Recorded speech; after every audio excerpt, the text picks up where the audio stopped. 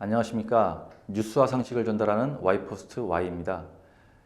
이번 시간에는 리얼미터의 차기 대선 주자 선호도 조사 결과를 가지고 이낙연 대표 지지율 하락세 원인을 한번 얘기해 보도록 하겠습니다. 2020년 상반기는 이낙연 대표의 독주였죠. 그야말로 이낙연을 따라올 대선 주자가 없다는 말이 나올 정도로 이낙연 대세론이 굳어지는 듯 했었습니다. 그런데 2020년 4월 총선 때 차기 대선주자 선호도가 40.2%로 최고점을 찍은 이후에 하락세에 접어듭니다. 이 하락세는 8월 민주당 당대표에 취임한 이후에도 멈출 줄 모르고 계속 떨어졌죠. 그래서 2020년 하반기에는 지지율이 10%대가 되었고 결국 12월에는 당내 유력 대권 경쟁자인 이재명 지사와 동률을 이루게 됐죠. 올해 초에는 지지율이 더 떨어져서 이재명 지사에게 역전을 당한 채 당대표에서 물러났습니다. 그렇다면 이낙연 대표의 지지율이 이렇게 하락한 원인은 뭘까? 한번 세 가지 측면에서 얘기해 볼게요.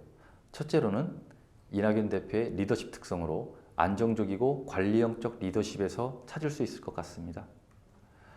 대표 취임 후 선명성보다는 상황을 엄중히 지켜보고 있다는 식의 관리형 메시지에 집중하면서 엄중낙연이라고까지 불렸던 이낙연 대표. 결국 코로나19로 인한 소상공인 등 재난지원금 지급 방식을 둘러싸고 이재명 지사와 갈등이 생겼었죠. 두 번째는 현 정치 지형에 대한 정책 반영이 부족했다고 생각합니다.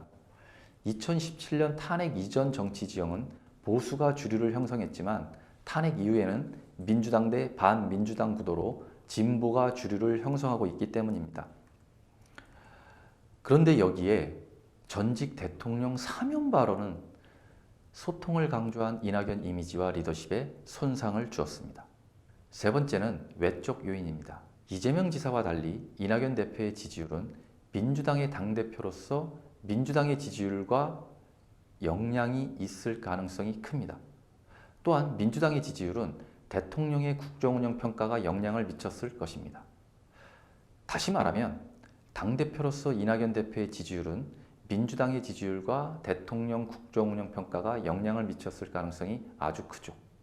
문재인 정부의 가장 큰 정책 실패로 평가받고 있는 부동산 정책, 추미애 법무부 장관과 윤석열 검찰총장의 갈등, 코로나로 인한 민생경제 위기 등 국내 정책의 실패는 결국 대통령 국정운영 평가와 민주당 지지율에 부정적인 영향을 미쳤을 것입니다.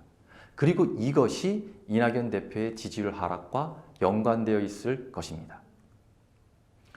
이낙연 대표는 20대 대선을 위해서 지난 3월 9일 당대표에서 사퇴했습니다.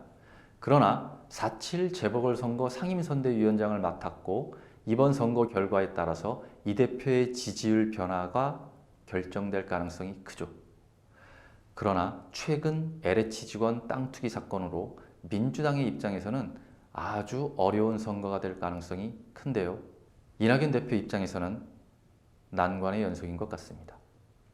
이상 정치 읽어주는 남자 Y였습니다.